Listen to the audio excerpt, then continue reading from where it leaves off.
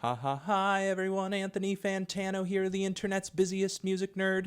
You know who it is.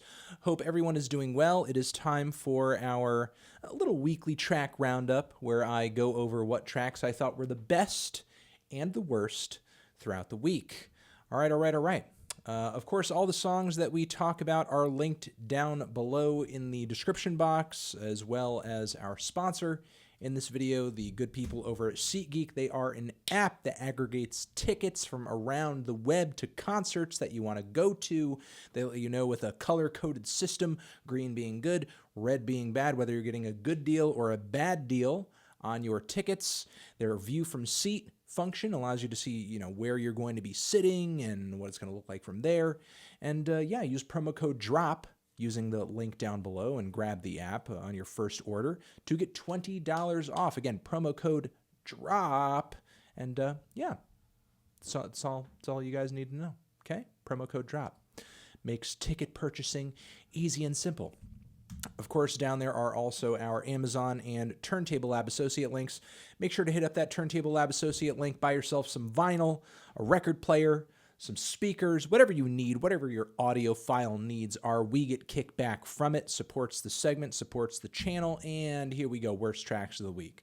Which there weren't that many. There weren't many tracks this week that sort of blew me away as being uniquely bad or difficult to stand, which is why there is just only one single song in the worst tracks segment this week. And of course, I'm just talking in terms of like major tracks here that I felt like I needed to talk about, I needed to cover. But the song that sort of shocked me this week as being kind of difficult to take seriously was this new Stephen Malkmus song. So Malkmus of course, Pavement fame, who has dropped many solo records post-Pavement. And I feel like artistically he's hit a pretty predictable stride at this point. However, maybe this new album of his will see him kind of throwing all of us for a loop, and I hope that whatever he ends up delivering on this new full-length album is a lot better than what he has given us on this flagship track over here, which is titled Victor Borgia. And he essentially goes very rigid, dramatic synth pop on this cut, with lasers and heavy bass synths and pulsating drum beat. The song and the music video just looks like a really unfunny Tim and Eric sketch. I really don't know what to make of it. It's got some intriguing moments to it, but I can't really say that I liked it in any way, shape, or form. Maybe it was unintentionally funny at some spots, but and maybe a few of the visuals coming out of the music video were kind of neat, especially with the lasers kind of coming, and one hit his head and one was hitting his hand. It looked kind of foreboding at that point, but cannot say that I really cared all that much for this. But hey, maybe this will be one of those tracks. Maybe it'll be the Connected by Love on the record, that once I hear the entire record, and maybe this is Steven's synth pop opus over here, once I hear that song and the rest of the record, maybe it'll all grow on me. I don't know.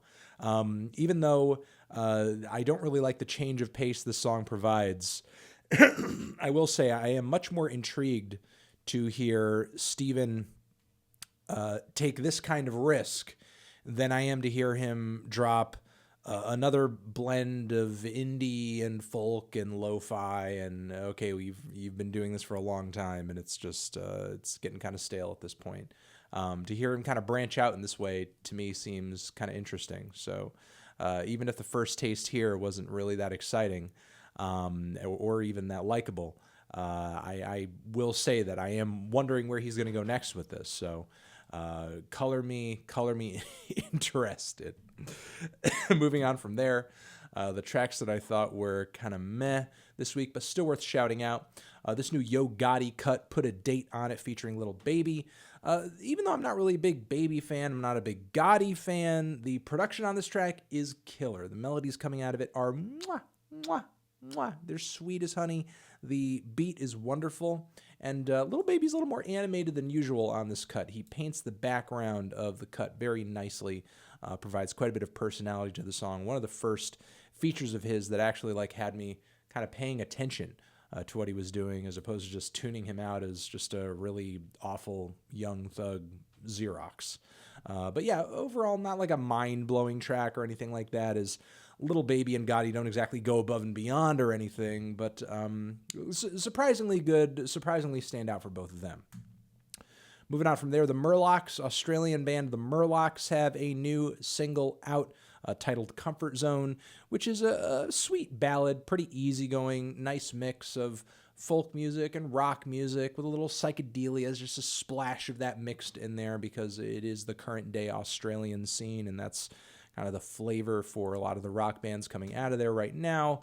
Mercury Rev has a few new Bobbie Gentry covers out. The more popular of the two, in my opinion, or my favorite of the two, in my opinion, is the Ode to Billie Joe, featuring Lucinda Williams. And yeah, I think their version of it is a little hammy, but I do like the slower, more dramatic attempt on this song, because it is quite a sad track. So, you know, I do like the more dramatic attempt at trying to pull this cover off. Not too bad.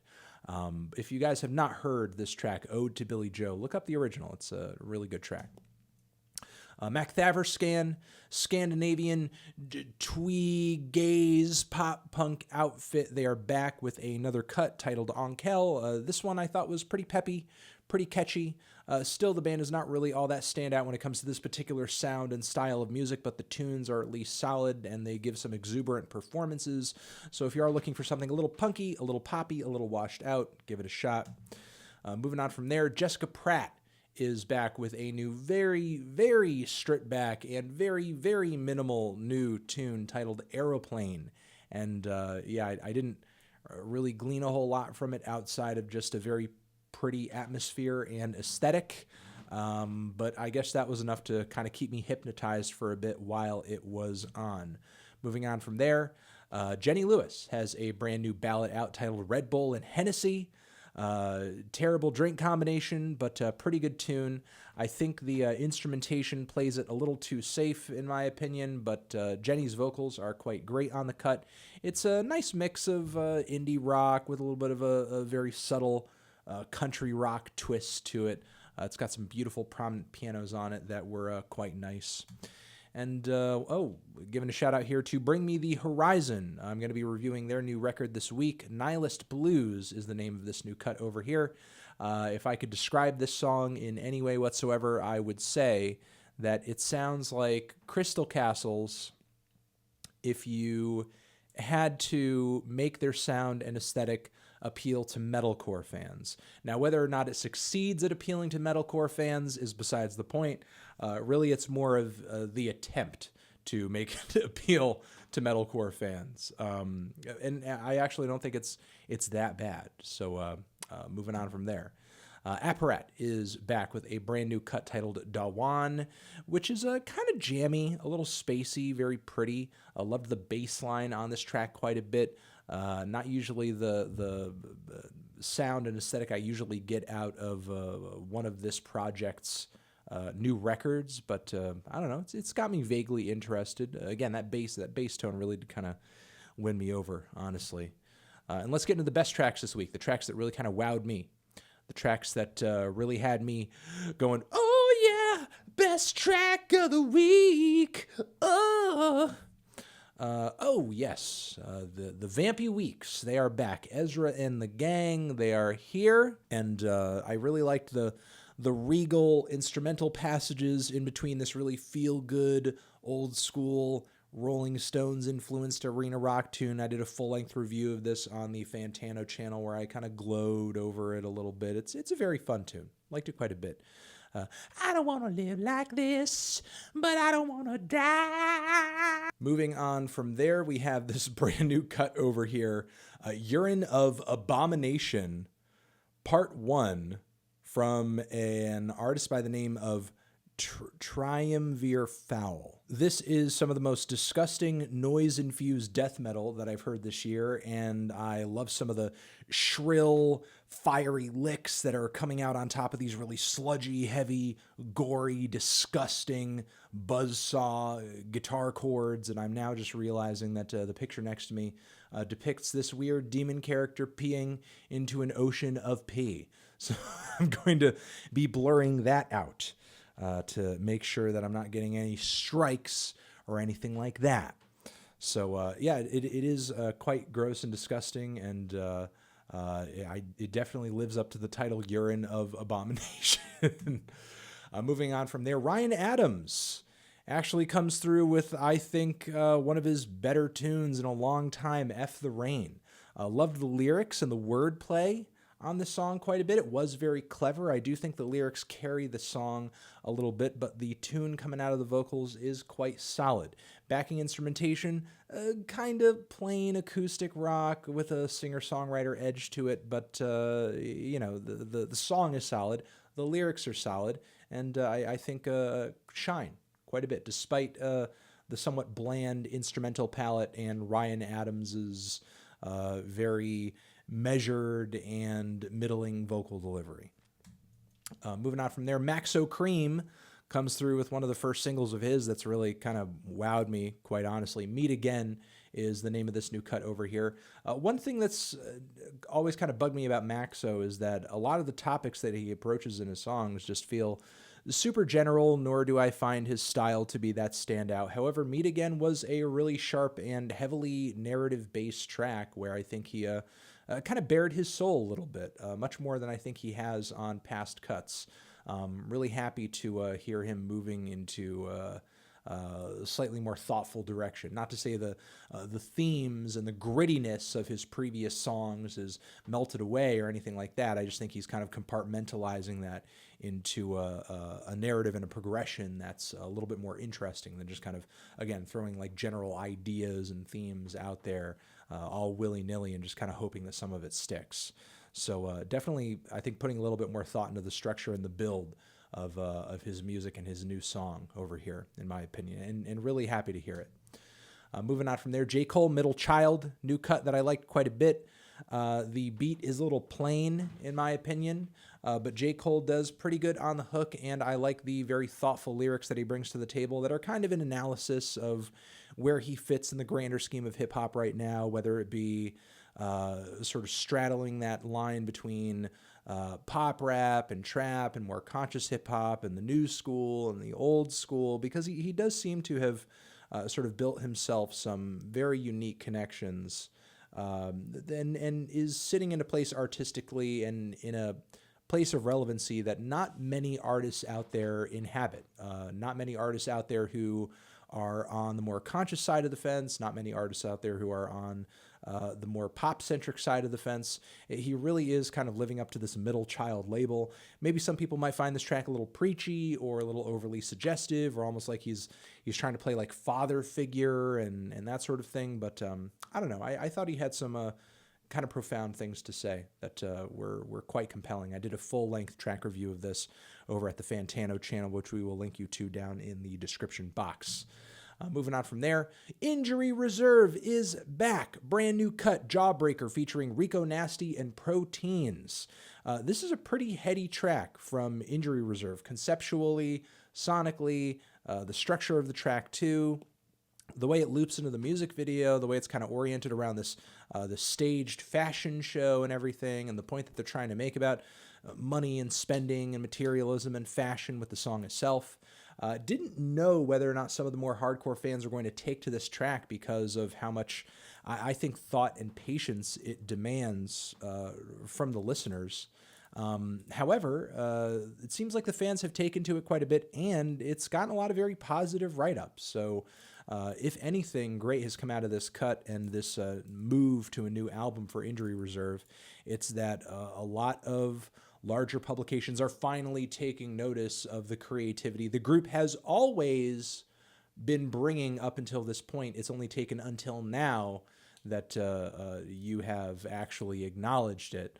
So, really happy to see other people warming up to what the group is doing, and great to see them getting more ambitious, and looking forward to hearing more forward-thinking material like this in the future. So Injury Reserve, hell yes. Moving on from there, GoldLink comes through the track that miraculously I liked. If you guys follow my reviews with any regularity, you know that I haven't really cared that much for GoldLink's previous work. However, on this new cut over here, he does land on some very interesting left field-ish production that sees him drifting a little bit away from the hip house influence of his previous records, which I don't think did him all that many favors. He's still rapping with that more melodic flow, but I think he's a bit steadier vocally, and I think the quirkiness of the instrumental on this one does complement his unusual voice quite a bit. And Peewee Longway is a really great contrast, vocally and stylistically, to GoldLink on this track. So, you know, while maybe this track isn't the greatest thing conceptually or one of the best things that I'll hear all year, I think it's just a matter of a lot of different elements working together really well and kind of becoming greater than the sum of their parts. Moving on from there, Foals has also come through with a brand new single, which I liked miraculously, even though I have been majorly underwhelmed by the band's past couple of records. This new one over here still sees the band embracing the tenets of dance music and dance punk and that sort of thing, but it's mellowed out and abstracted a bit. Love the vocal melody coming out of the track as well. The production is a little washed out. It's a little hollow, but I think it adds to the somewhat weird and raw quality of the song itself. Frankly, I like that because if there's anything that's been turning me off about Foals' most recent material, it's just how smooth and overly glitzy and commercialized it's been sounding. To me, this sounds like they're going back into a slightly edgier direction, which, believe me, I welcome it. Moving on from there, digging this new Florence and the Machine single, Moderation, quite a bit. Did not think the band was going to be coming back with new material so quickly. However, I do like the very organic drum and piano combo on this cut. There's something very in the moment and natural about this song and this performance that is not only great, but adds to the beauty of the tune quite a bit. Doesn't feel as overblown as many Florence and the Machine songs tend to sound. And it's been really great hearing the band trending in that direction over the past few releases. And this is certainly, I think, one of the more organically bodied tracks they've released in a long time, maybe ever. Yeah, I'll just leave it at that. Better Oblivion Community Center is the name of a new band, new record suddenly released out of the blue featuring Phoebe Bridgers and Connor Oberst teaming up with a backing band and just kind of writing and performing and singing tunes. And this track that I've heard from it, because I need to listen to the entire album soon, this track, Dylan Thomas, is really thrilling. It is badass. Phoebe and Connor just kill it together vocally. They have a great energy. I think that having Connor in the mix with Phoebe, at least on this track anyway, does bring an urgency that I feel like a lot of her music has been lacking. And I feel like Phoebe brings a rejuvenated kind of youthful exuberance that I think Connor has been kind of missing in a lot of his recent material. Yeah, just kind of liking what the two of them are kind of adding to each other on this new cut over here, which, if I hadn't said already, is titled again Dylan Thomas, which now that I say it, I do remember saying it. And I think this is going to be the last one that I mentioned here. No, two more. One more here is Angel Dust, Bang My Drum. Now, previously, this was like a bit of a hardcore and a metalcore band on their previous releases with connections to Turnstile and Trapped Under Ice. But now in this new cut over here, they're kind of making this fun, silly pop rock music, which is actually infectious in terms of just like its attitude and everything. Love the guitar riffs out of it. Love the super catchy vocals.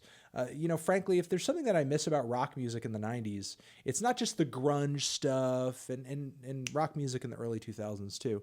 It's not just the grunge stuff, and it's not just the heavy stuff and the abstract stuff and the underground shit, but it's also like, there used to be a lot of great bands out there that people, in a way, lionize today in the meme community, who were just kind of silly, breezy, just trying to write super hooky, dumb pop rock stuff. And not to say that Angel Dust is a dumb band or anything like that, or they're writing stupid music, but it's kind of fun to hear some rock bands actually trying to have fun with their music again. And not to say that pop in rock music has totally died out, as hooks and choruses are still pretty big, and there are lots of pop punk bands out there that have quite a bit of energy. However, to me, this Angel Dust track really just kind of wipes away a lot of the super heavy seriousness that I think over the years has almost become a requirement in rock music, where it's not necessarily. It's great to have a serious band out there that's addressing serious issues and getting introspective and getting emotional and everything. But this Angel Dust track, it's nice to kind of take a bit of a break from that and hear something that's a bit more lively and just trying to elicit some positive vibes and feels out of you. So I'll just leave it at that. Moving on from there, American Football has a brand new cut out featuring Hayley Williams, surprisingly enough, Uncomfortably Numb. Now, this is great, not only because I think the song is a massive, massive improvement over nearly anything off the band's sort of return record, their last full-length LP, but also it's really great to hear them working with some better production, more solid songwriting, and Hayley brings a lot to the cut. I gotta say, there's not really anything I don't like about this song. I love the easygoing vibe. The guitars are beautiful. The lead vocals are great. Again, Hayley comes in and provides a good counterpoint and, brings her own voice to the track. All around just like a freaking W from American Football. Now, more hardcore fans are going to disagree with the fact that I didn't like the last record, but even I am impressed with what the band brought on this new track. Hopefully the fans are as well. And that has been the weekly track roundup, everybody. Hopefully you got some good recommendations out of this video. And I will catch you in the next one. Remember, everything that I've talked about is down there in the description box, along with that link to our sponsor, the good people over at SeatGeek. Anthony Fantano, weekly track roundup,